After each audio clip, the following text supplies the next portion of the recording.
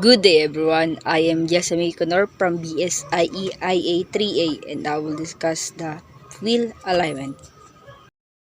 So for the objectives, explain how to correct for memory steer, torque steer, full drip, and wander. Describe the use of unit conversion and diagnostic charts. Discuss tolerant alignment and how to check for accident damage. So for the introduction, proper wheel alignment of all four wheels is important for the safe handling of any vehicle. When all four vehicles are traveling the same path or being kept nearly vertical, tire life and fuel economy are maximized and vehicle handling is sure and predictable. Lastly, a complete wheel alignment is a complex process that includes many detailed steps and the skill of a highly trained technician. So, pre-alignment correction techniques. These are four basic steps in the correction of any problem.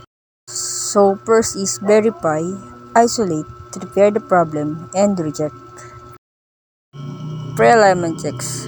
So, first po is need po natin i-check yung proper pressures po ng tires natin.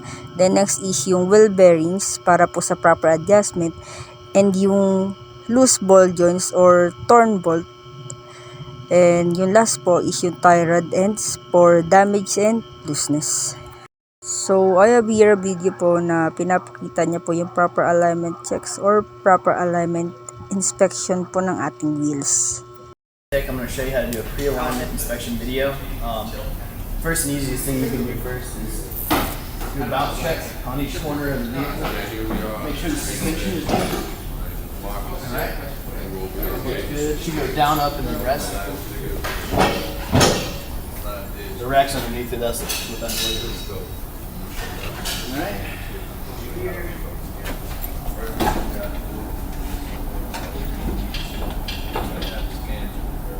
Good.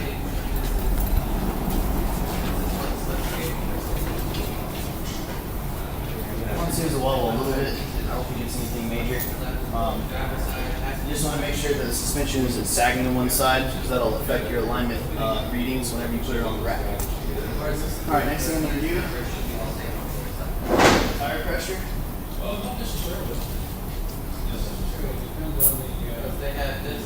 Five. And I've done it for all these wheels already. I've already set the pressure to 35, but one side of the car is lower on pressure. It's going to lean the car over. It's going to affect your readings as well. Ride height is the next thing on the ground.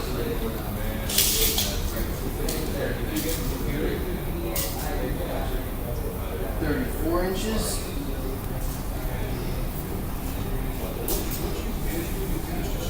34 inches.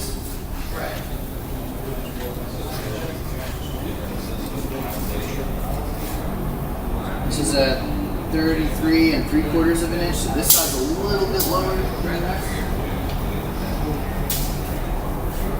And that's 34. So the only problem we have with ride height is going to be this, and that could be some suspension issue on the side of the vehicle. We'll check that once I get it up in the air.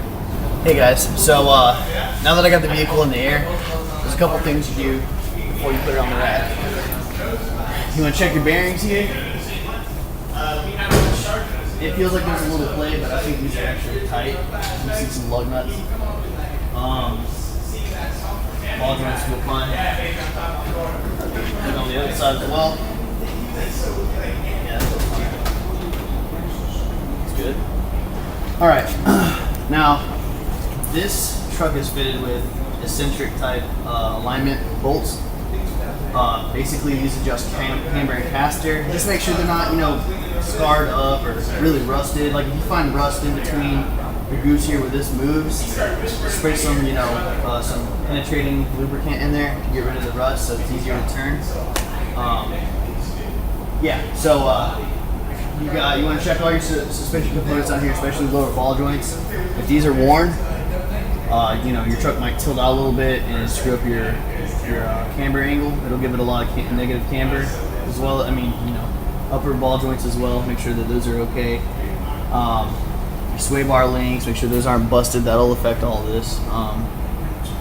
Tie rod ends especially. This is for toe in, toe out. Your bushing, this bushing here looks worn and depleted. The knuckle here also looks pretty worn. You know, who knows? It could be wallered out in there, but bounce this around a little bit. Feels pretty tight for that thing, for the bushing being loose or being deteriorated a little bit. That would definitely need to be replaced before you get an actual correct reading on your tie rod ends or your toe readings. This right here, that's busted completely. I mean, the boot, the rubber bushing is gone completely. So this is worn. I would probably get this replaced, most definitely. And just like I said, just check your suspension components. Anything that's going to affect the angle of your wheels on the ground from worn parts, make sure that those parts are tight and clean. And after that, you can put it on the rack and get it ready for an alignment. Thanks for watching my video. So, typical tire wear chart na makikita natin sa service manual. Abnormal tire wear is usually po na ini-indicate nito is yung fault or suspension component na need ma-replace or ma-correct before gawin ang alignment process. Measuring points for ride height vary by manufacturer. So, yung measurement daw po ng left and right side of the vehicle is need maging equal height. And if the measurement daw po is not equal side to side, it can affect the handling of the vehicle. So, possible po na magka-encounter tayo ng problem during our drive time. The bulges this tire was not noticed until it was removed from the vehicle as part of the routine brake inspection. So, yung bulge daw po sa tire is hindi po natin makikita if hindi po natin i-remove yung tire from vehicle. Then, after po ma-replace yung tire is yung vehicle po is mag-stop na pulling and vibrating. So, for the alignment specifications, determine the make, model, and year of the vehicle. Determine if the vehicle is equipped with power steering or manual steering. Check the trunk and with the customer to determine the normal load being carried. Determine the correct specifications. Compensate for the lack of a full gas tank by placing an equal amount of weight in the luggage compartment. Determine the correct specifications for the exact vehicle being checked. Reading alignment specifications, maximum, minimum, preferred method, plus or minus method, degrees, minutes, and fractions, finding the midpoint of specifications. So, this alignment chart po is in-indicate niya po yung preferred setting with the plus or minus tolerance. Using the alignment rack hydraulic jacks, raise the tires of the rack so that they can be rotated as part of the compensating process. So next is this wheel sensor has safety wire that screws to the valve stem to keep the sensor from falling into the ground if the clamp slip on the wheel lip. Checking frame alignment of front-wheel drive vehicles. Many front-wheel drive vehicles mount a drivetrain and lower suspension arms to a subframe or cradle. If the frame is shifted either left or right, this can cause differences in SAI, included in angle, setback, and camber. So I have here a video po about the checking frame alignment of front-wheel drive vehicles. Wheels on a flat, dry surface. Have a technician or assistant rock the steering wheel back and forth between the 11 and 1 o'clock position. Since the tires are on a hard surface, any play or wear will be taken up by the components. Now we'll check both inner and outer tie rod ends. There is no visible play in the outer tie rod end, so this passes inspection. Now for the inner tie rod end, we actually have to pinch the boot so we can feel for play. I do not feel any movement, so this passes inspection as well. For this particular vehicle, one of the recommended tests is the wiggle test.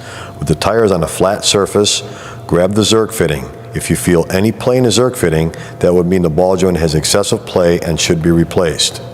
Now there's another test we can perform also where we would actually jack the vehicle up, let the tire hang, and then we're going to check and see if there's any perceptible movement in the ball joint by grabbing the tire at 11 and 7 and shaking the tire back and forth. One of the ways to determine how to lift the vehicle is to check if the ball joint is a load-carrying type ball joint or a non-load carrying type ball joint. All you really have to do is look at the ball joint's control arm. If the spring touches the control arm anywhere, it's a load-carrying ball joint. If the spring does not contact the control arm, in this case it touches the McPherson strut and mount, so it's a non-load carrying ball joint. Since this is a non-load carrying ball joint, I'll grab the tire at 6 o'clock and 12 o'clock positions and shake the tire back and forth and look for any movement in the boot area. I don't see any play in that boot, so it passes this inspection. If we did see any movement, we would have to replace the ball joint. Nissan pickup truck load carrying ball joint. So to check a load carrying ball joint, in most cases, they want you to lift the vehicle up by the control arm as close to the ball joint as possible to get the tire off the ground. Once we get this, now what we're going to do is we're going to actually lift the tire up and down and check for play in the ball joint. If you see a small amount of play, you want to measure it to make sure it's within the manufacturer's specifications. To do this, you'll need to use a dial indicator. In this case, the play only turns out to be 0.003. Well, then I consult my spec guide and see if that play is allowable. Yes, it is. It's well within the specifications. So this ball joint, even though there's some play in it, is technically a good ball joint. There are a couple of methods for checking sway bar links with the vehicle on the ground. One way is to place the palm of your hand under the link and push up and down. Another way is to grab the link itself and actually jounce and rebound or push up and down on the vehicle. There should be no play felt whatsoever while conducting either method. So for the last, proper wheel alignment. In theory, all 4 wheels should be perpendicular to the ground and parallel to each other. When the vehicle starts pulling to one side or after a sharp impact with the curb, most drivers suspect that the wheels might be out of alignment. Wheel alignment is an extremely important part of vehicle servicing. You know why the wheel alignment is done? Let us see how it works. What are the alignment angles, and everything about alignment in this video. Wheel alignment is the process of adjusting the angles of the wheels to ensure that they are parallel to each other and perpendicular to the ground. Proper wheel alignment helps to ensure that the tires wear evenly, which maximizes their lifespan and improves fuel efficiency. It also helps to maintain the vehicle's handling and stability, which improves safety and driver confidence. To perform a wheel alignment, a technician will use specialized equipment to measure the current alignment angles. This equipment includes all the tools required, such as a lift, a computer module, post-mounted cameras, and a set of 4 targets or sensors. The technician brings the car to the alignment lift. Then the targets are attached to the outside of each wheel.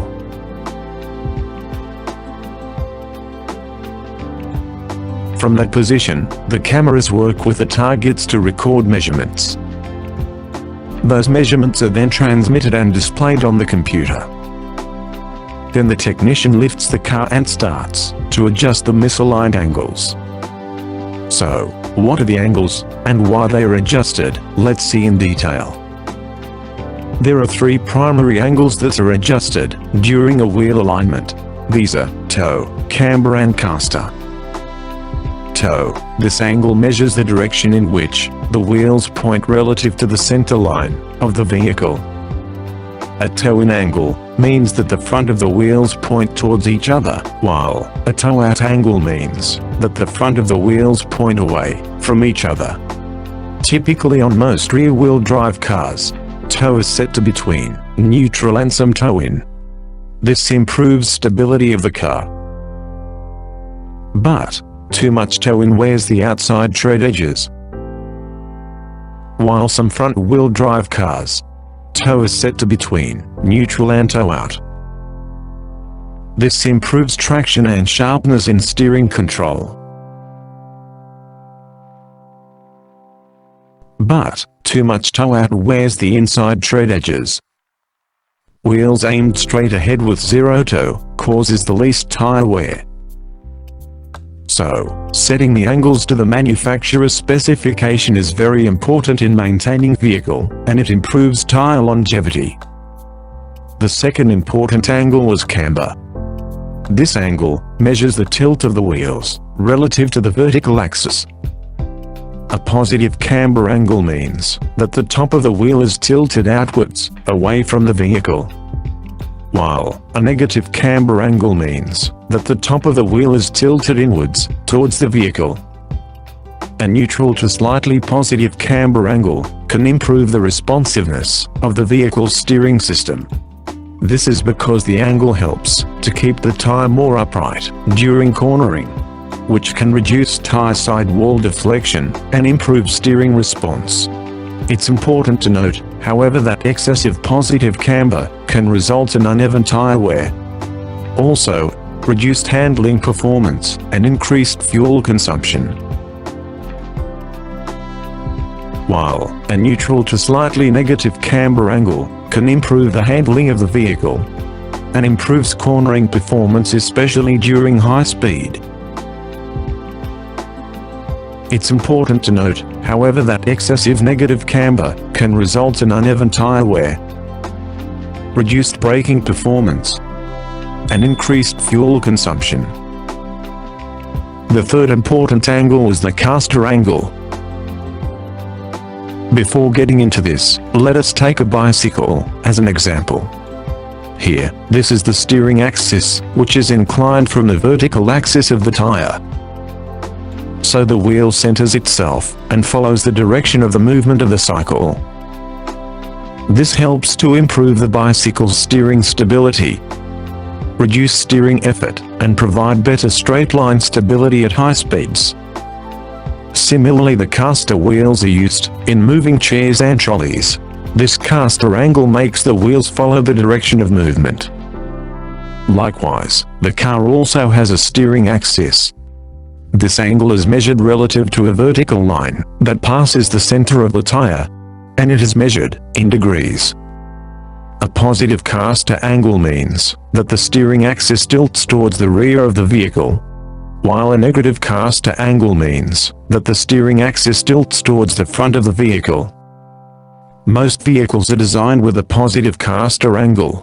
When you turn the steering wheel, the caster angle causes the wheel to tilt to one side, which helps to improve the vehicle's tire's contact patch with the road. This, in turn, provides better traction and grip during cornering, resulting in better handling and stability. And it also helps in centering the steering wheel. This is because the caster angle creates a self-aligning torque, which causes the wheels to naturally want to return to their straight-ahead position. If the caster angle is misaligned, the steering wheel will not return to its straight-ahead position. It's important to note that the caster angle can affect tire wear and fuel efficiency. If the caster angle is too positive, it can cause excessive wear on the outer edges of the tires, while a negative caster angle can cause wear on the inner edges. It's important to have the caster angle checked regularly as part of your car's routine maintenance, especially if you notice any handling issues or unusual tire wear patterns. A qualified technician can adjust the caster angle as needed to ensure optimal handling and performance. Typically, it is recommended to get your wheels aligned every 10,000 kilometers or every 1 year. Wheel alignment can be done at various locations including auto repair shops, tire shops, dealerships, specialty alignment shops, where they are specialized in wheel alignments and may have more advanced equipment and training than other general repair shops. So finally, maintaining proper wheel alignment is essential to avoid unnecessary wear on your tires, steering, suspension and brakes. Accurate wheel alignment optimizes driving stability, maximizes tire life, and improves your vehicle's overall handling performance. And we will discuss secondary angles of wheel alignment in another video. Don't hesitate to comment below if you have any questions. Please subscribe to